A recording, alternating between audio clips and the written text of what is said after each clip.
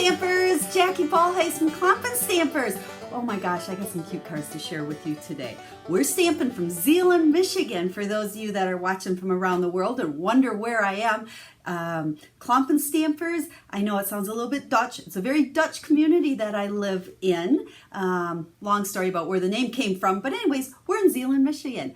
And the stamp set I'm using today is called Will Walrus Be Friends? Oh, it is so stinking cute. I don't know why stampers always say stinking cute, but it totally describes the set.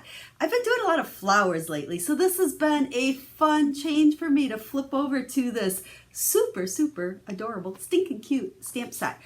And I have a lot of tips for you today. We're going to do some watercoloring, so I got some simple watercoloring tips for you. And I'm also going to do some heat embossing. Now I do that on cards quite often, but I don't always show you how. So today I'm going to actually do the heat embossing to share some tips for you for heat embossing and show you how simple it is. Now, if you don't already have a Stampin' Up! Demonstrator, I would love to be that person. Make sure to let me know if I can help you in any way. And if you need to place a Stampin' Up! Order, I really appreciate it if you hop on over to my website and you choose me to be your demonstrator. Now, don't forget, I have a great rewards program when you order from me as well. So make sure you go over to the website and you check that out. But we don't want to be here to chit chat all day. We want to get stamping. So let's go ahead, flip the camera down and start. Here's the stamp set that we're using today. Will Walrus be, I can't even say it. Will Walrus Be Friends? It is just adorable. Now this you can find on page 82 of the current Stampin' Up! Catalog. This is what the cover looks like. If you don't have one of these and you don't have a Stampin' Up! Demonstrator already, I would love to be your demonstrator and send you a catalog. So let me know. Hop on over to the website. You can request one there, and you can also place an order while you're there if you're looking to order Stampin' Up! Products. So let's put this aside. And like I said, I have so many different tips kind of on different things. We're going to watercolor, we're going to emboss, and I also have some tips for using the 3D embossing folders. There's kind of two different kinds of embossing. So let's start with watercolor. I have a piece of watercolor paper here. This has really become my paper of choice when it comes to watercoloring. I like that you can get more vibrant colors and you can really move that ink around. Now, with watercoloring, I like to use the aqua painter. I've got that here. And then you have to make sure you're stamping with a permanent black because you don't want that image to smear when you start adding the water. Stays on, works great. This is what Stampin' Up! Currently has in their catalog. Or if you've been around for a while, you might have the black. It's called the archival black pad. This was around for years. We don't carry it anymore, but either one of these will work for you. So we're going to go ahead, open up the pad, and we've got our adorable little walrus here.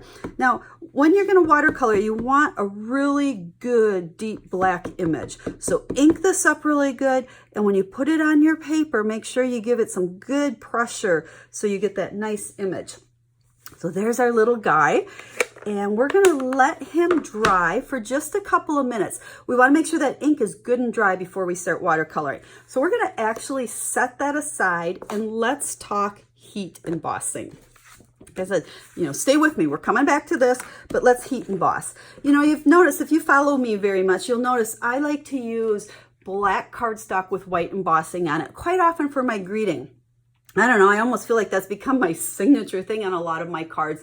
I love the pop of the black and the white, and it just makes that greeting stand out. And when you see the finished cards, that's what I did on all of them today. So I thought I would go through actually heat embossing with you guys. I don't do it all the time. I usually tell you, let me know if you want to see, but today we'll do it. So let's go ahead and grab the stamp out of here called It's Your Birthday. We're going to just stick that on our black scrap of black here. And when you emboss, you need to use a slow drying ink. So Versamark is really the best ink to do. Ink your stamp up really good. Okay, you want a nice image on here. Oh, we got to backtrack a little bit. Embossing Buddy. This is one of my favorite must-have tools in my stamp room. What you want to do is just rub this across your cardstock before you start.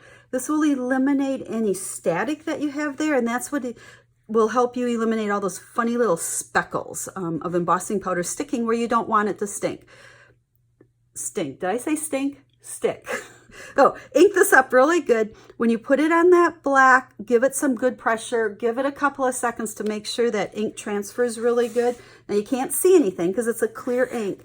Then take your embossing powder and just dump it all over it and shake the excess off. And there you can see it's your birthday. I like to put my embossing powder in an old Tupperware. I think it just makes it real easy to work with. Otherwise, if you have it in a little jar, you can kind of pour it in there and then dump it out on scrap paper and put it back in the jar. But since I emboss quite a bit, this just works really well for me. And then next, we need our heat tool. Now, if you haven't used it in a while, like I haven't embossed yet today, when you first turn it on, and hopefully you can still hear me over the noise here, it takes a second for it to heat up. So I like to just, give it 15, 20 seconds to get good and heated up. And then you're gonna take this and just point it right at that embossing. And what we're doing is melting the powder. I like to move it around. Don't just hold it in one spot because you can burn your cardstock or scorch it a little bit. But you can see, there, I'll pull it away a second. Can you see over on the birthday right there how that is starting to get shiny compared to the other stuff? That's what we're going for. And you're gonna just keep moving it around until everything is shiny. And then as soon as it's shiny, it's done. Don't overheat it because it'll flatten back down. So as it gets shiny, just move that heat source, and then once it's all shiny, stop. And now you can feel that nice raised image on there. So this is ready to cut out for our card. So let's set that aside, and we're gonna come back to our watercoloring because we gave our little guy there a chance to dry. And I'm going to use my ink pads. Oh, got some powder on here. There we go. My ink pads to watercolor. We've got Smoky Slate and Pacific Point. Now you can do this a couple different ways. I've been quite often taking a block of mine and just tapping it on the ink pad. Now I've got ink on there that I can just pick up. Or if you want, you can squeeze your pads. Now, if you have the old style pads, you can squeeze them real easily. These newer ones are a little tougher to squeeze. So I found if I flip it upside down and I use my hand and I give it some good pressure on the back, we'll get ink over here on the top. So we can pick up that ink. So you can go either way, whichever works for you. Aqua Painter, it has water in it. And so what we want to do is give it a little bit of a squeeze, let that water start flowing through that brush. Come on. There we go. See how, I don't know if you can see on my finger, I'm starting to get water. And then what I found works the best is I like to go ahead and just lay some water down where I'm going to be coloring. And that will help the ink move around. And now we can pick up this gray.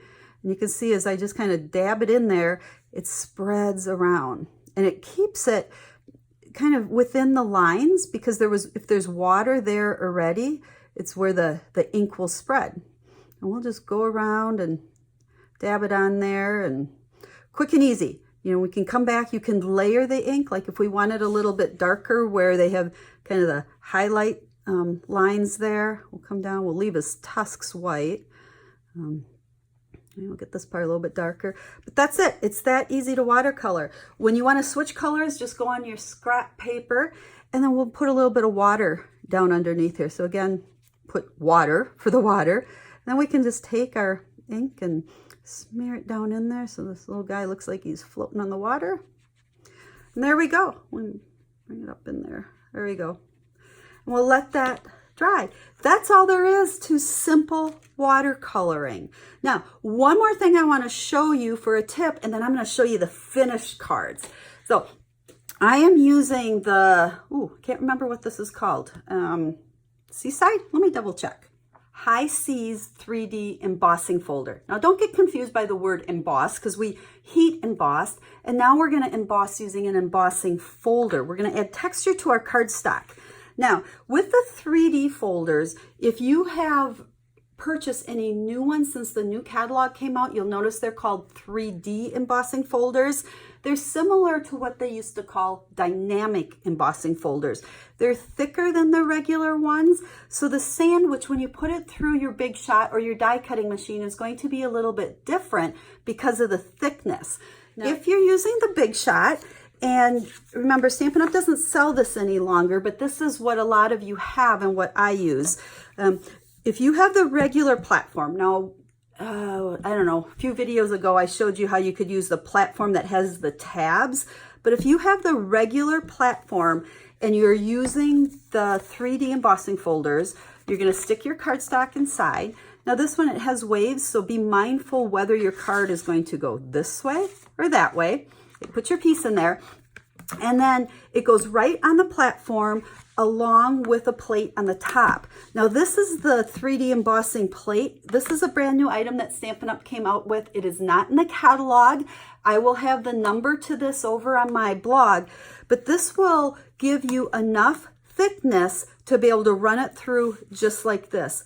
In the past with the dynamic ones, we use the normal clear plate on top of this, but when you do that, this will run through and it's not enough pressure. You need a little bit more thickness because these are a little bit thinner. So you can grab one of these plates the next time you order. It makes it super simple. The other thing you can do is put a shim in there. You can use the craft silicone mat, works well. Or several layers of cardstock, because what you just need to build this up a little bit. 2 clear plates is too much. 1 clear plate, plus you're gonna have to build it up or get the new blue plate, and that will work great on that. So hope I didn't confuse you with that. If you have questions, make sure you ask and I can help you distinguish what you need to use there.